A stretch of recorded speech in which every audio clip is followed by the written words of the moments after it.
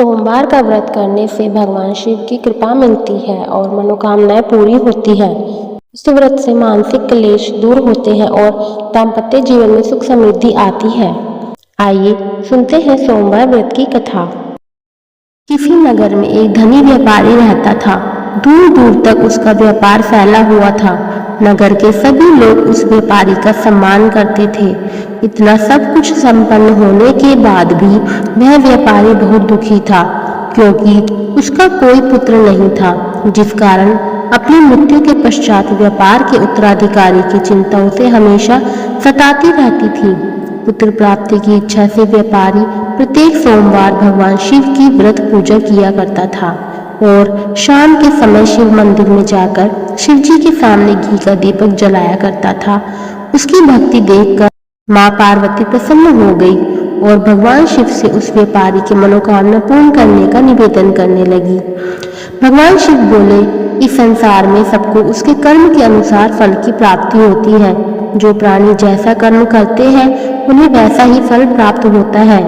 शिव जी द्वारा समझाने के बावजूद माँ पार्वती नहीं मानी और उस व्यापारी की मनोकामना पूर्ति हेतु वे शिव जी से बार बार अनुरोध करती रहीं।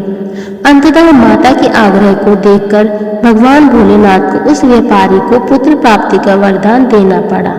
वरदान देने के पश्चात भोलेनाथ माँ पार्वती से बोले, आपके आग्रह पर मैंने पुत्र प्राप्ति का वरदान तो दे दिया, परंतु इसका यह पुत्र 16 वर्ष से अधिक समय तक नहीं जीवित रह सकता।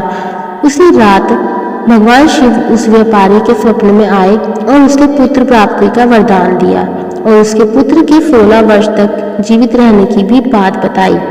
भगवान के वरदान से व्यापारी को खुशी तो हुई, लेकिन पुत्र की अल्पायु की चिंता ने उस खुशी को नष्ट कर दिया। व्यापारी पहले की तरह सोमवार के दिन भगवान शिव का विधिवत व्रत करता रहा। कुछ महीनों के बाद उसके घर एक अति सुंदर बालक ने जन्म लिया और घर में खुशियां ही खुशियां भर गई। बहुत धूमधाम से पुत्र जन्म का समारोह मनाया गया, परंतु व्यापारी को पुत्र जन्म की अधिक खुशी नहीं हुई, क्योंकि उसे पुत्र की अल्पायु के रहस्य का पता था। जब पुत्र 12 वर्ष का हुआ तो व्यापारी ने उसे उसके मामा के साथ पढ़ने के लिए वाराणसी भेज दिया। लड़का अपने मामा के साथ शिक्षा प्राप्ति हेतु चल दिया। रास्ते में जहाँ भी मामा भांजे विश्राम करने रुकते, वहीं यज्ञ करते और ब्राह्मणों को भोजन करवाते। लंबी यात्रा के बाद मामा भांजे एक नगर में पहुंचे। उस दिन नगर के राजा की कन्या का विवाह था, जिस कारण पूरे नगर को सजाया गया था। निश्चित समय पर बारात आ गई, लेकिन वर के पिता अपने बेटे के एक आंख के काने होने के कारण बहुत चिंतित थे। उसे भय था कि इस बात का पता चलने पर कहीं राजा विवाह से इनकार ना कर दे, इससे उसकी बदनामी भी होगी। जब वर के पिता ने व्यापारी के पुत्र को देखा तो उसके मस्तिष्क में एक विचार आया।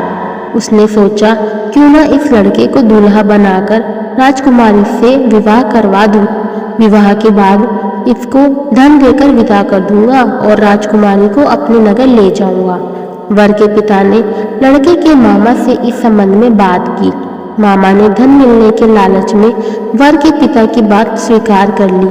लड़के को दूल्हे का वस्त्र पहनाकर राजकुमारी से विवाह करवा दिया। राजा ने बहुत सारा धन देकर राजकुमारी को विदा किया। शादी के बाद लड़का जब राजकुमारी के साथ लौट रहा था तो वह सच नहीं छिपा सका और उसने राजकुमारी के ओढ़नी पर लिख दिया, राजकुमारी, तुम्हारा विवाह मेरे साथ हुआ था। मैं तो वाराणसी पढ़ने के लिए जा रहा हूँ और अब तुम्हें जिस नवयुवक की पत्नी बनना पड़ेगा वह एक आंख से काना है। जब राजकुमारी ने अपनी ओढ़नी पर लिखा हुआ पढ़ा तो उसने काने लड़के के साथ जाने से इनकार कर दिया। राजा को जब ये सब बातें पता लगी तो उसने राजकुमारी को महल में ही रख लिया।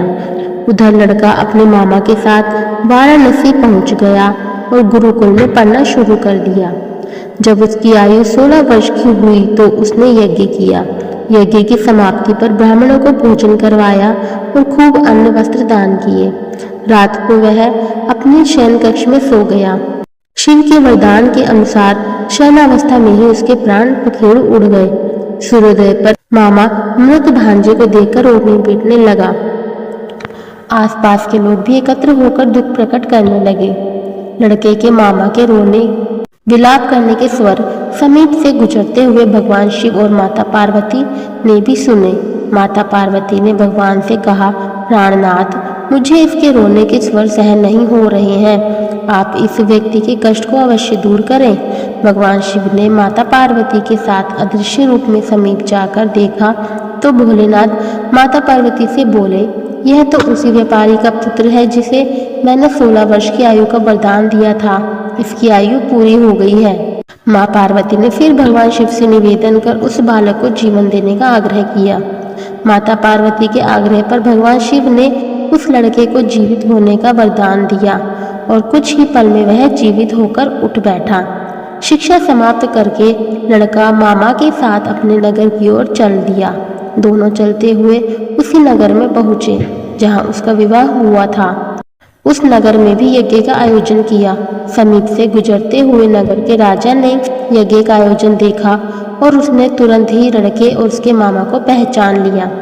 यज्ञ के समाप्त होने पर राजा मामा और लड़के को महल में ले गया और कुछ दिन उन्हें महल में रखकर बहुत सा धन, वस्त्र आदि देकर राजकुमारी के साथ विदा कर दिया। इधर भूखे प्यासे रहकर व्यापारी और उसकी पत्नी बेटे की प्रतीक्षा कर रहे थे। उन्होंने प्रतिज्ञा कर रखी थी कि यदि उन्हें अपने बेटे की मृत्यु का समाचार मिला तो दोनों अपने प्राण त्याग देंगे। परंतु जैसे ही उसने बेटे के जीवित वापस लौटने का समाचार सुना तो वह बहुत प्रसन्न हुआ। वह अपनी पत्नी और मित्रों के साथ नगर के द्वार पर पहुंचा। अपने बेटे के विवाह का समाचार सुनकर पुत्र वधू राजकुमारी को देखकर उसकी खुशी का ठिकाना न रहा। उसी रात भगवान शिव ने व्यापारी के सपने में आकर कहा, हे श्रेष्ठी, मैंने तेरे सोमवार के व्रत करने और व्रत कथा सुनने से प्रसन्न होकर तेरे पुत्र को लंबी आयु का वरदान दिया है। पुत्र की लंबी आयु जानकर व्यापारी बहुत प्रसन्न हुआ। शिव भक्त होने तथा सोमवार का व्रत करने से व्यापारी की सभी मनोकामनाएं पूर्ण हुई। इसी प्रकार जो भक्त सोमवार का विधिवत व्रत करते हैं और व्रत कथा सुनते हैं, उनकी सभी इच्छाएं पूर्ण होती हैं। आपको हमारी वीडियो अच्छी लगी तो कृपया लाइक, शेयर एंड कमेंट जरूर कीजिएगा। अगर आप हमारे चैनल पर नए हैं तो चैनल को सब्सक्राइब करना ना भूलें तथा बेल आइकन जरूर दबाएं। सभी को राधे राधे।